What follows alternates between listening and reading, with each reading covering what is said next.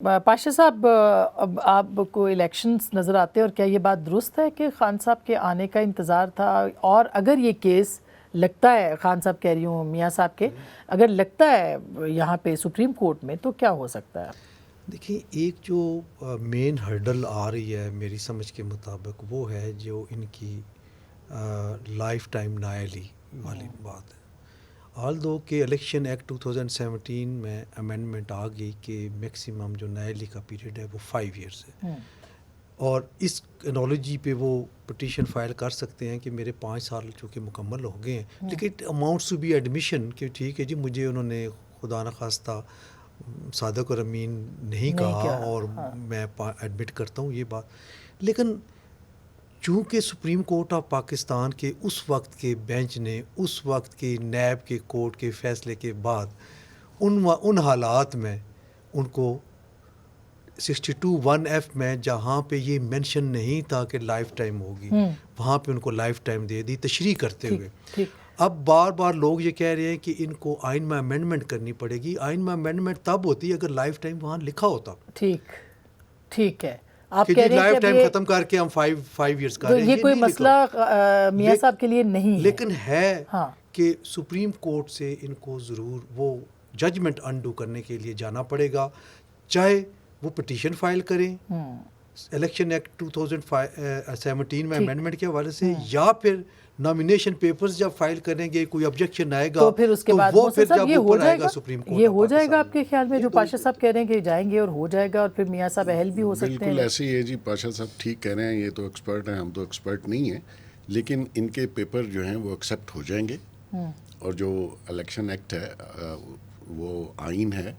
آئین مینس جو پارلیمنٹ نے کیا ہے، تو جو ججز صاحب کی مطلب یہاں تو ججز ایسے فیصلے دے رہے ہیں جو کہ آئین سے متضاد ہیں، مطلب جس طرح انہوں نے لاہور ہائی کورٹ نے کہا کہ جی ووٹ بھی کاؤنٹ نہیں ہوگا اور بندہ بھی فارغ ہو جائے گا، جی بالکل، مطلب آپ مقصد یہ ہے کہ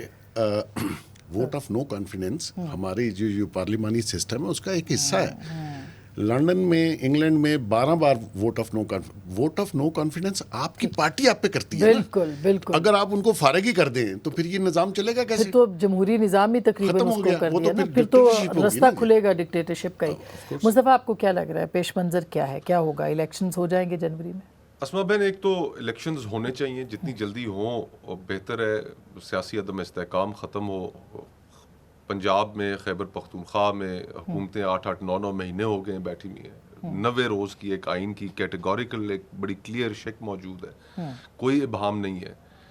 وفاق میں یہاں پر الیکشنز کے اوپر ایک بہت بڑا ابہام ہے، اور ساری، جس طرح بھی محسن بھائی تھوڑی دیر پہلے گفتگو کر رہے تھے، یہ ساری پولیٹیکل پارٹیز الیکشن ڈیلے کرنے کے جرم میں شامل ہیں۔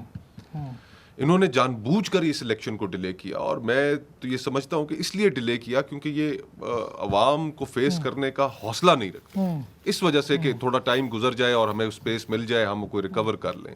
اور جہاں تک میاں صاحب کے کیس کا تعلق ہے، تو میں پرنسپلی یہ سمجھتا ہوں کہ نااہلی لائف ٹرم تو ہونی ہی نہیں چاہیے۔ یہ اس کے اوپر پوری لیگل فٹرنیٹی میں ویسے جنرلی کنسنسس ہے کہ نہیں ہونا چاہیے، یہ زیادتی ہے۔ اگر ایک انسان کوئی قتل کر دیتا ہے تو وہ اپنی سزا بھگتنے کے بعد وہ الیکشن لڑ سکتا ہے، لیکن آپ اس کو لائف ٹائم، یہ نااہلی یہ پہلے جو دی گئی یہ غلط ہے، اور ٹھیک کہا پاشا صاحب نے کہ آئین کے اندر بھی وہ ڈیفائن نہیں ہے، لائف ٹائم نہیں لکھا، بالکل۔ اور الیکشن ایکٹ کے اندر جو ترمیم ہوئی ہے 5 سال تک اس کو لے کے آئے ہیں، اٹس اے گڈ لا۔ ٹھیک، اور وہ بخیر اسی لیے پارلیمنٹ کو سپریم بھی تو کہا ہے کہ وہ سپریم ہے تو اس کی ہر لا کو اب تقریباً جو ہے وہ تسلیم کیا جائے گا، ایسے ہی ہے نا؟ تو یہ ضروری نہیں ہے،